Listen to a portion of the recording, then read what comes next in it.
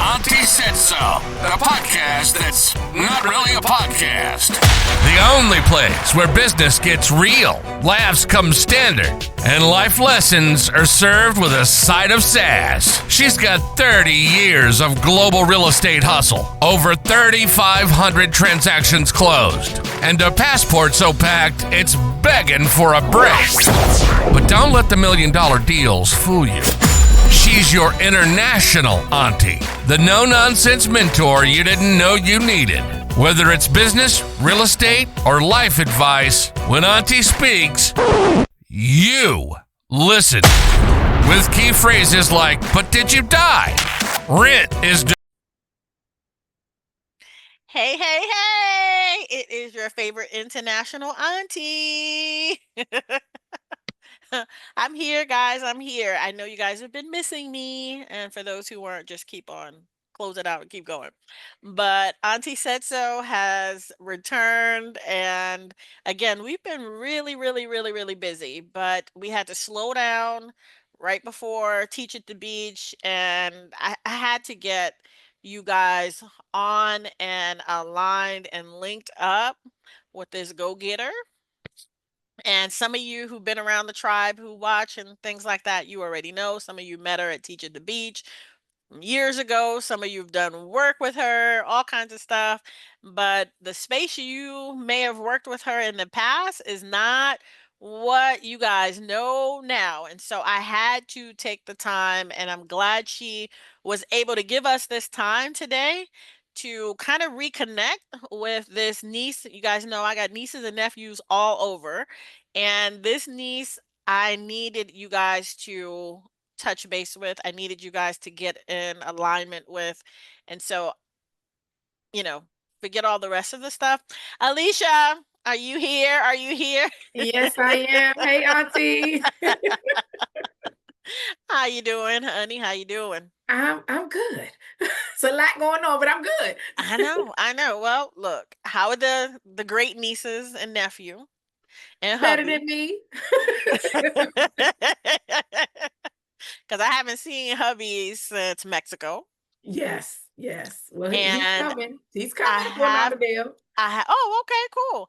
And I have not seen, oh gosh, I haven't seen the great niece since Mexico either, even though those were at two different times. Yes, Right. yes. So, okay. So tell me, and of course, share with the audience here and things like that. But some people may not know anything about you.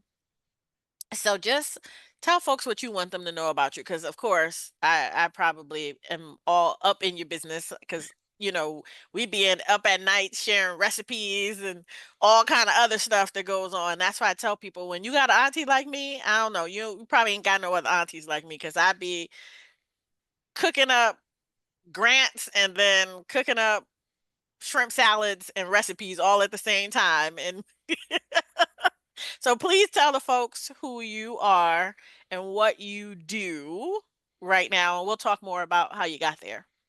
Absolutely. Well, my name is Alicia Hurtt, born and raised in the DMV area, born in DC, raised in Maryland. Humble beginnings to two migrants. I'm second generation here in the US. My parents are from Trinidad and Tobago and Barbados. So they came here literally with nothing. And with me and my siblings, I was married to my husband, Daryl, now 19 years this November. But we struggled early on. We did almost 10 years together and no children, and we struggled. I mean, I went through depression. I wanted to take my own self out of here. And we went through in vitro. It didn't work. We stopped trying. God showed up. And now we have four beautiful children, three girls and a boy. Woo, he is How old are they now?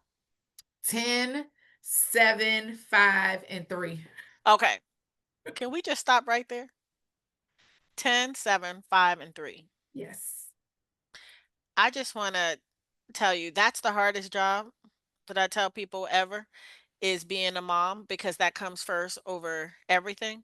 And so I really want to congratulate you on, not only do you show up for that family, and it's like, I don't know what kind of, I know it's God, because ain't nobody got wings the way you got wings. I ain't seeing, I hear people all the time, and this is a pet peeve for me. Somebody can't get something done and they'll say, I couldn't do it because I had this kid here. I couldn't do it because I got my other job. I couldn't do it. Like, nobody cares to hear any of that.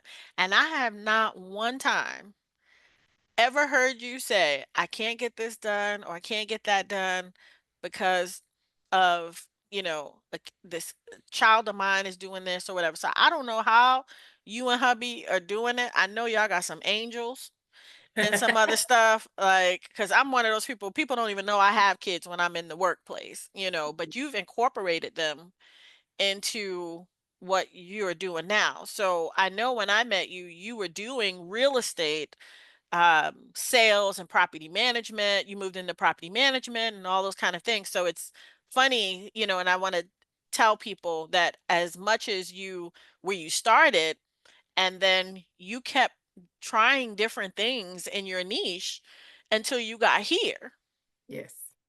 right? And Yeah. so I don't know I'm still in awe of how you have 4, 10 and under and Listen, doing all that you're doing.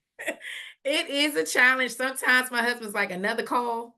Like yesterday, we were at soccer practice and I was still taking business calls, but they understood mommy's on the phone, leave her alone. And the person on the other end was like, can you hear me? Because my son was like, ah. But we make it work. We make it work. It is what it is. It's a family affair.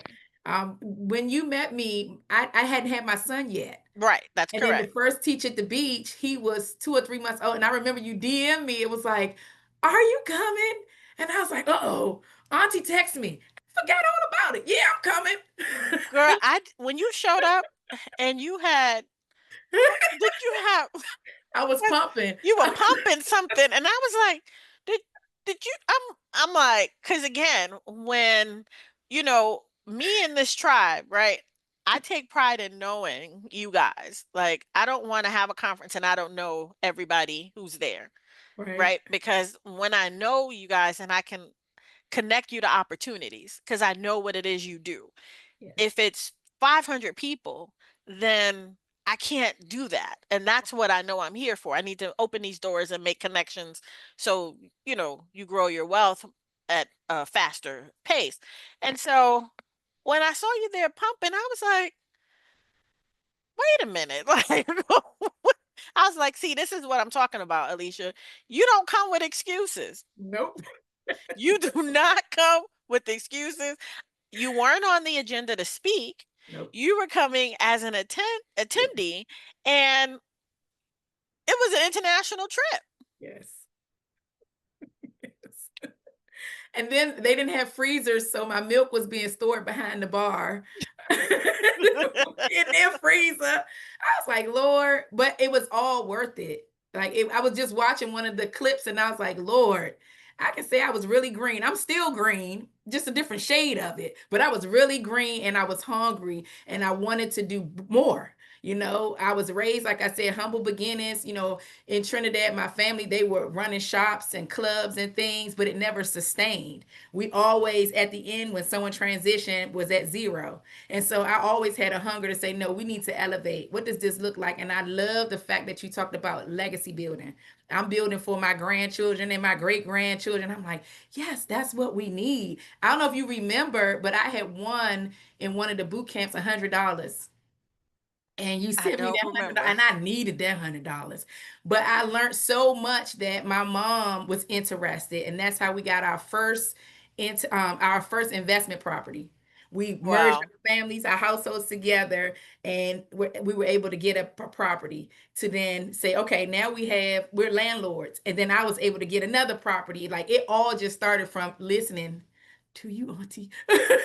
I did not know that, and I do not even remember the $100. Yep. I don't. Was it an online boot camp? I don't know. It was. It was I'm invest like a boss. gotcha. I'm good for just coming up with something that whatever moves me at the time. Yeah. $100 under a seat in a chair at a conference, Yep. something on YouTube, giveaway. I don't know. It just whatever is moved to me at that particular time. That's why I said this ain't my work. This is the Lord's work, because I didn't know you needed $100. He did. He did. Okay, so now you did that. You took that 100, got motivated. Your mom got motivated. You got some properties. You got the son, because now these children that you prayed for, not only you didn't stop at one that you prayed for. It was I like know. Oh, she got child. four. Are, you are there any more in the No, work? Okay. we took care of that. Burnt and clipped. It was, yeah, Okay. it was good. But now that has led you to your, what I always say, is this your mission work, this nonprofit? Yes. When did you start this nonprofit? April 2023, Okay. online virtually. I actually wrote a book. I put my story in a book and I thought that was it. So I was like, okay, I'm just going to get the I remember nonprofit. that. And God was like, no, now you really need to start the work. And so that's when we formed the organization and started supporting women virtually in So 2023. you have now hit your 2-year mark. Mhm. Okay. And so what, I always, this is a time where people are really trying to figure out, based on what's going on in the world, what do I do?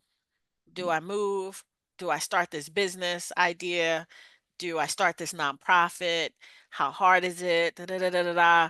And I've seen and witnessed you start your nonprofit, include your family in your nonprofit, turn on social media to, you know, do all the things that it does for your nonprofit. And this is in 2-year time, right? So in your first year, was that the hardest for the nonprofit? Because what people don't, let me go back, because people, of course, I have an insider piece here. What does your nonprofit do? We support women in exactly what I went through. We support women through infertility, having a lack of faith, and going through depression. So what is it that, what is it exactly that does your nonprofit do? Absolutely. So we support women with infertility, a lack of faith, and depression. Exactly what I went through. I said, I vowed that any woman I come in contact with, she can feel that she has a support system and that she's not alone. And so we've built programs surrounding that. I don't know if you've heard of the Wellness Wheel, where it Mm-hmm. talks about every aspect of you being a full and whole person. That's what we do. So we supply food here, education courses. We birth actual babies through doula services. We help women to rise and reclaim. We do yoni steaming, which is a holistic process where it helps you with your womb health, both physically and spiritually. We're rolling out so much now that we're even supporting the men because we're making the women strong. But what happens to the support? Mm-hmm. Everybody has to come together, and then we're anchoring it with the children. Of course, minds are here anyway. They're authors, and so we're just helping the young people to feel empowered and to dream big. Don't think little, like dream big because you can do it. Right, right, right. So congratulations again on that. And yes, of course, I know that about your wheel because I critique, stuff when it comes in. And you went from attending Teach at the Beach to presenting at Teach at the Beach. And this year you're going to be talking about, grant writing and things like that because uh, of course, everything needs money to operate, right? So, with your first year, how did you decide on what grants you were going to go after or monies or budgets? Like I tell people all the time, we have a great idea or we have, thoughts of this is what I'm supposed to do, but how do you get there? How do you get that budget in order? How do you do those things? And then where do you what made you kind of go? And I know you went through some special trainings and things like that, but once that's done, you still have to go do it, Yes, right? again, that it's that hunger. Like you said, how I was just like, nope, I'm getting it done. Like I'm aware of pump, but I'm showing up. And just continuously digging and plugging into my local economic development department. I had found the Goldman Sachs program. I was a part of that. You're always throwing wisdom into the groups that we have and then doing my own research and setting goals that way. And knowing that just like when I became a realtor, I use the same principles. There were so many different fees and memberships, and I said that I wouldn't take it from my household. I had to earn it. And so it was the same for the nonprofit. I can't take it from my household, so now I have to earn it. I have to go out there and I have to find the money. How do I write a LOI, a letter of intent? How do I put together an executive summary? And I would just go to all of these different workshops. I would Google it at the time because AI wasn't a thing, and I put it together. Now, it wasn't the best. I look back at it like, ooh, girl. But and then I just started emailing people, just talking to people, networking. That was key. I was like, I wish I'd have learned that earlier on in life, but you learn it when you're supposed to. And that started to help me in different circles and to get to know how to do, when to do, and what not to do in Right. this arena. Right. And so you pointed out something, and my son always tells me, and my kids grew up in the business like we do. They run the conference and everything else. And now he's running the fund and a whole bunch of other stuff. But he said to me, and he says this, and he says, "Mom, you can't teach hustle." Now this coming from my kid, who had to remind me that as much as I want to help all these people, you cannot teach hustle. And so there's something within your spirit that gets you up and going and, giving 200% of you every day. And whatever that is, I think the audience needs to also know that whatever that fire is in them, that's their calling. Whatever is, keeping them up at night of something it is that they want to do, it may not be the space that they're in. It may not be, a real estate salesperson. It may be to start that nonprofit community center for kids or the homeless or whatever it is. So whatever is that burning passion within you, that's what's going to keep you going and keep you going past the no's or rejections and all that kind of stuff. So of course, we're not going to do all of what you're going to do because you're actually teaching 2 hours at Teach of the Beach and helping those people who are in there either, whatever it is they're coming for. Some people are going to come as board members. Some people are going to come as they're starting their nonprofit, or any of those kind of things. Of course, I love raising capital. So that's where I like staying, is finding all the grants, finding all the things. When you look today, where do you see yourself in year 5? Because now you're in year 2. What would year 5 look like for you? Year 5 would look like sustaining the wellness center we have in Bainbridge, having a birthing center in North Florida, and then establishing a new wellness center either in Alabama or North Florida. The way we're situated, we're in the Panhandle, and so we're servicing those areas anyway. So we want to support them and have a brick and mortar there. Okay, so you guys have heard it first, so that when you see us coming around and we're like, oh yeah, we're at year 5 and Alicia's gotten all of these things set up, y'all heard it first here, that it is happening here of what she's doing. Do you have, and I'll all, share some of this stuff later in the link, but where do people go if they want to support your nonprofit and you? Absolutely. You go to I See My Baby, all one word, written out the correct way, .org. ISeeMyBaby.org. Okay, so we'll definitely put those in there. We know where to find you. You guys know where to find me, of course. And what would you give, what kind of advice would you give, um, you know, the other people who are listening? And before you answer that, I do want to tell people she is in year 2. And before she hit her 2-year, well, when she hit her 2 years piece, I asked her to write some info for me. But I actually watched her in February line up her presentation, some other stuff. We had a retreat, and I watched you get up, do your pitch, because y'all know I'm going to look at a pitch, I'm going to critique a pitch. And that's coming from your auntie, because I want you to be the best out there. And so you put your pitch together. I went and I don't know if you remember, I download stuff. God gives me this, I say it's a blessing, but sometimes it's a curse, because now that I know what it is you're doing, I can't sleep at night because I'm thinking about your stuff. And if I got 50 nieces and nephews, trust me, I'm thinking of all 50 of their stuff. And my husband is like, could you just write it down and put it on the thing and go back to it so you can rest? Because this is crazy. But I've always done that. And so when I took your info, I slept on it, got up that morning, gave you some little things on there. Can you tell the people what that presentation, when you went to do your presentation, what that was like? Because I want people to hear. Here's where I would hear people saying, I'm not going to be able to apply for this kind of grant or this kind of money. It's only my first year in business and it's only my second year. And I've been told I got to wait 5 years before I can apply to this, and this. Can you tell folks what that grant was for you? And you're a 1 year in really 1 year in operation, and tell them what that grant was. Absolutely. So first year I got less than 10 grand. Okay. And this pitch, Auntie and the team really helped me and asked some solid questions. So I was prepared for the pitch.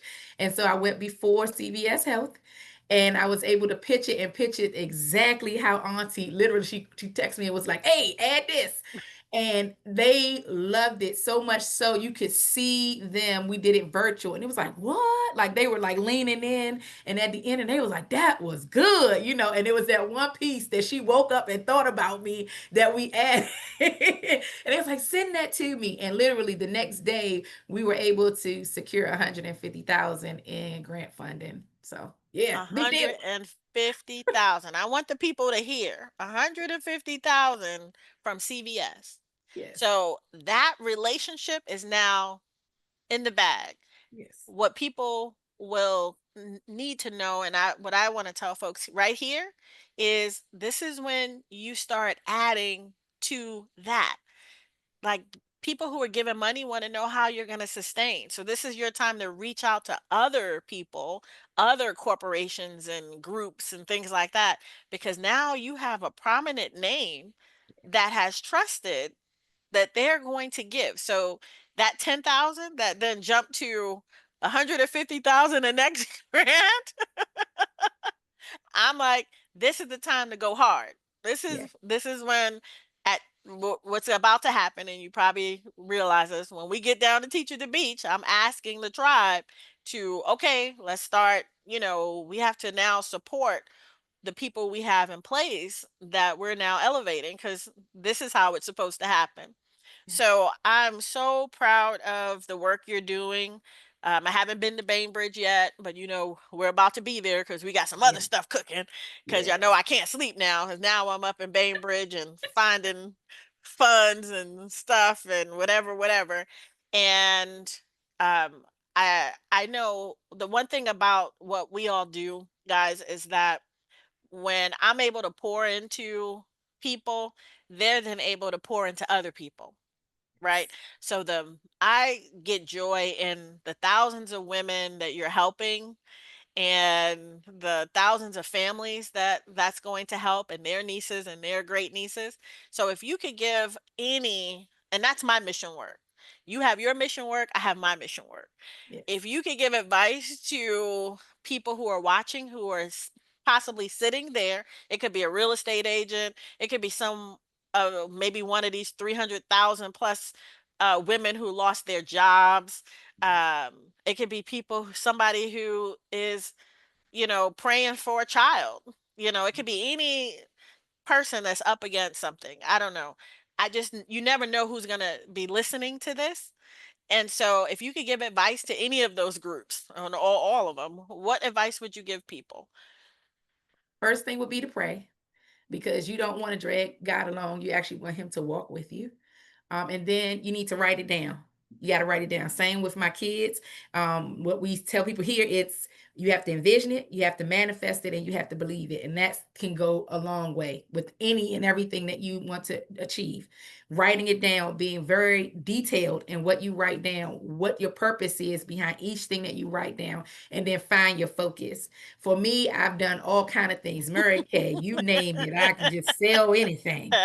However, I kept hearing people tell me to focus. And when I truly focused, that's when God started to really open doors, because everything that I have done has led me to this point that I can be excellent in this and still do real estate, because real estate isn't everything, and still coach and mentor and still be a clergy member. Everything built into one as I'm walking into my purpose. But you first have to pray.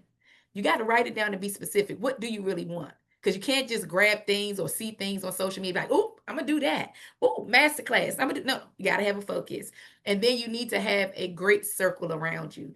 Not people that you can say, all right, we about to go have drinks. Okay, that's cool. But no, someone that will hold you accountable, that'll stick it to you, tell you the truth, and want you to do better. And then someone you can strive and be like, yep, I do want that. Yep, I want to. So that's what I would tell them. And don't give up. Like, you just have to keep pushing through. It's not easy. As we're doing this podcast now, I got a fire. But guess what? God gonna help me with that too. That's right. That's Do right. not give up. Yep. That's right. Well, Alicia, I know you got a fire to put out, and I'll see you next week. And Okay. so for the folks who won't see you next week, y'all have to catch us and her on some other time. But thank you so much for your words of wisdom. Thanks for all that you're doing for the women of Bainbridge and beyond. Yes. And we'll definitely keep our circle, and you know how our circle is. As soon as you see next week, everybody will be around you praying and everything else. You know how we give it up. Yes. So but I'll talk to you next week, and the audience, you guys chime in whenever you do. If you do catch it in the evening or whatever, and keep going, guys. That's what we all need to do right about now. So, Alicia, thank you so much, and I will talk to you soon. Okay. Tell the kiddos and everybody else I said hello, and bye-bye. Okay, bye. Thank you.